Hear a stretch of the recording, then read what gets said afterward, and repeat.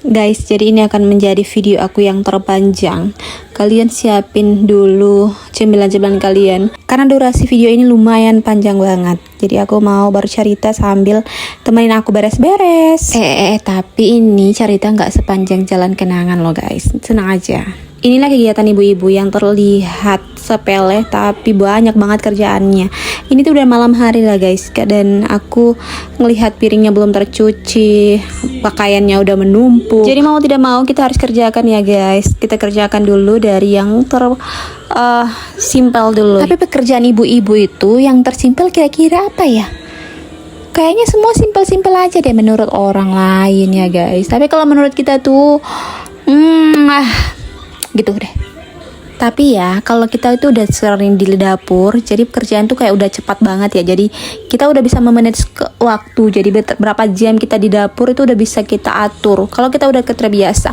Awalnya tuh aku gak terbiasa di dapur karena memang aku bukan orang yang selalu di dapur ya dulunya ya. Karena memang waktu masih zaman-zaman masih anak-anak sampai aku remaja, aku tuh jarang banget di dapur. Dan setelah menikah, aku tuh tipe orang yang kayaknya lambat banget di dapur karena memang masih terbata-bata kira-kira apa yang harus dikerjakan, tapi setelah berlalu aku udah makin paham apa-apa aja yang aku harus kerjakan, dan ini aku udah sedikit lebih mahir lah di dapur. Walaupun seperti itu, terkadang aku tuh kayak punya jeda tersendiri, kira-kira apa yang harus aku lakukan lagi ya. Masak udah, cuci piring udah, kayak gitu. Jadi apa yang harus aku kerjakan sampai nanti benar-benar aku mau istirahat gitu sih sebenarnya. Siapa di sini yang hobi banget ngerjainnya itu malam-malam, biar paginya itu udah selesai. Seperti aku nih, aku udah cuci piring malam, terus aku udah juga cuci pakaian juga malam, biar kalau paginya itu aku tinggal jemur pakaian. By the way, aku tuh selalu kalau misalnya pakaian dimasukin dalam mesin cuci itu harus dibilas dulu biar najis-najisnya itu keluar. Atau coba nanti kalian lihat ceramah-ceramahnya ustadz-ustadz deh tentang cara mensucikan pakaian. By the way, kalian tim yang mana nih? Nyuci pakaian tiap hari atau seminggu ada jadwalnya? Kalau aku sekarang tuh sehari sekali, karena kalau misalnya numpuk-numpuk jadi capek banget. Tapi kalau misalnya lagi mager tuh aku seminggu 3 sampai 4 kali. Tapi kalau lagi rajin ya tiap hari aku nyuci pakaian. Tapi kalau lipat pakaian, lipat baju, ya Allah ya Karim, aku tuh paling malas banget. Jadi seminggu mungkin maybe 3 kali atau seminggu sekali. Ya semaunya aku aja kalau lipat pakaian, karena rasanya capek banget kalau lipat pakaian, gak sih? Harus duduk lama. Dan aku tuh capek aja.